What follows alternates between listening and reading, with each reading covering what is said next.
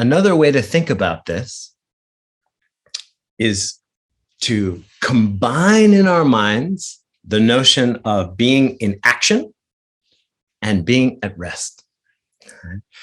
We are suffering from an unhealthy duality in our minds, myself included.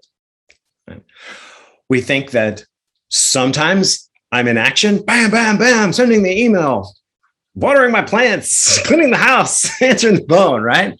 Action, we put that in one distinct category. And then we have this other distinct category that we talk about as rest.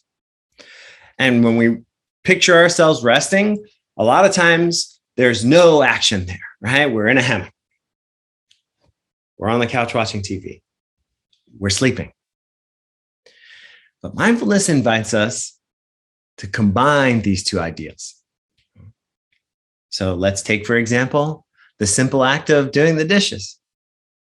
Something I have to do at least once a day, right? Sometimes 3 times a day. Can I be in that action and be resting? Right? This is something of a koan, right? Something of a question that will take you all the way in. So I invite you to contemplate it. And dishes may not be the activity. Pick something else. If it, something you do every day, tending to your garden, folding laundry, it doesn't really matter. Just pick something that's a regular part of your life and try to be doing it and be at rest. This will fire different neurons. I promise you. This will change your view of whatever that activity is. And this is the beginning, right, of the habit, is understanding.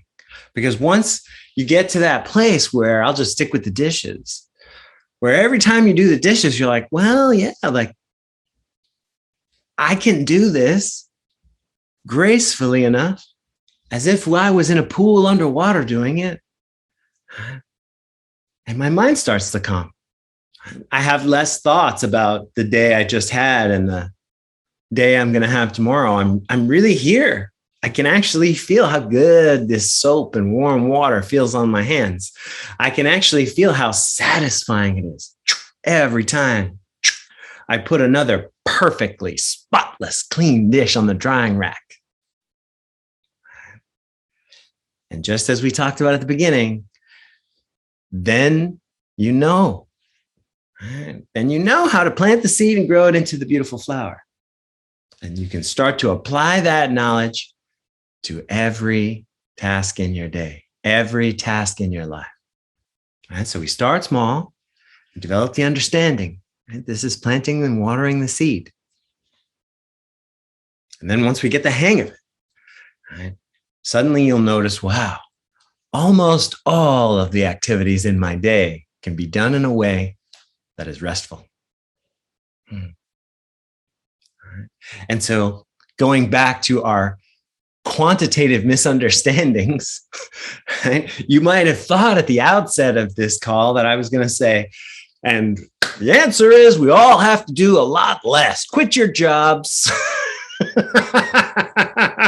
But this is not what I'm saying.